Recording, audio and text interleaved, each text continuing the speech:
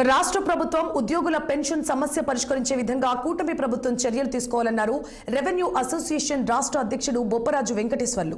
ఒంగోలులో ఆధునీకరించిన రెవెన్యూ భవనాన్ని ప్రారంభించారు ఆయన.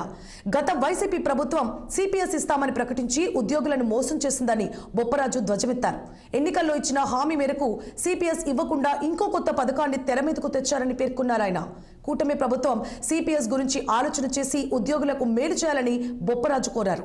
ఉద్యోగులకు పెన్షన్లు ఇస్తే ప్రభుత్వాలు దివాళా తీస్తాయంటూ కొంతమంది కామెంట్స్ చేస్తున్నారని, ఇది మంచి పద్ధతి కాదని సూచించారు ఆయన.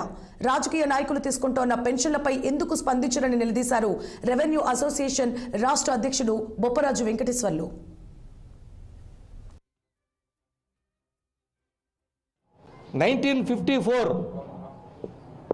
లెజిస్లేటివ్ పెన్షన్స్ ఎమ్మెల్యేల పెన్షన్ల యాక్ట్ ద్వారానేమో ఇక్కడ పెన్షన్ తీసుకుంటున్నారు.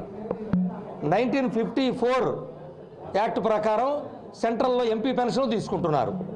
చాలామంది పెద్దలు ఉన్నారు. మరి వాళ్ళకి పెన్షన్ ఎందుకు ఇస్తున్నారు? రాజకీయాల్లోకి వచ్చేదే ప్రజల సేవ చేయడానికి, కానీ మేము ఉద్యోగులం వచ్చేది మా బతుకు తెరువు కోసం. ప్రభుత్వాల పరీక్షలు పెడితే నెగ్గి మేము ఉద్యోగాల్లోకి వస్తాం, పని చేయడానికి వస్తాం, మేము కూలీకి వస్తాం మేము. కానీ ప్రజల సేవ చేయడానికి వచ్చేవాళ్ళు వాళ్ళకి పెన్షన్లు ఉంటామేంటి?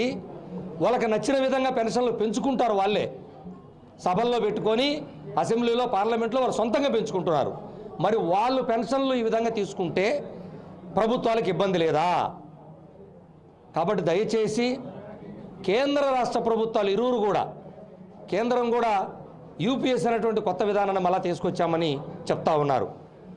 కేంద్ర రాష్ట్ర ప్రభుత్వాలకు ఒకటే విజ్ఞప్తి చేస్తున్నాం. రకరకాలుగా సిపిఎస్ అన్నారు, తర్వాత దాన్ని కొన్ని వెసులుబాటు ఇస్తూ మళ్ళీ కేంద్రం ఇచ్చింది. గత 6-7 సంవత్సరాలుగా మళ్ళా యూపీఎస్ అనే విధానాన్ని తీసుకొచ్చారు. అందులో 50% పెన్షన్ ఇస్తామంటున్నారు, కొన్ని గ్యారంటీలు ఇస్తున్నారు.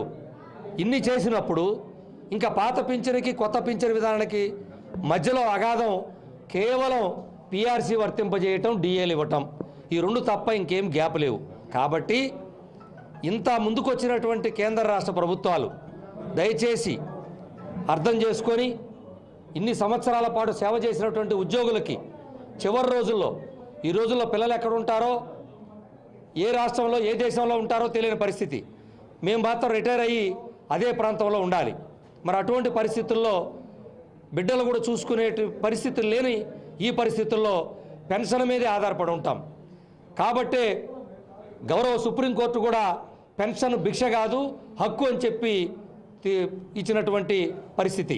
కాబట్టి ప్రభుత్వాలు అర్థం చేసుకొని పాత పింఛన్ విధానాన్ని, ఏదైతే గత ప్రభుత్వం జీపీఎస్ అనే విధానం తీసుకొచ్చిందో దాన్ని తీసేసి పాత పింఛన్ విధానాన్ని పునరుద్ధరింపజేస్తారని రాష్ట్ర ప్రభుత్వాన్ని ఏపీ జేఏసీ అమరావతి పక్షాన్ని కోరుకుంటున్నాం.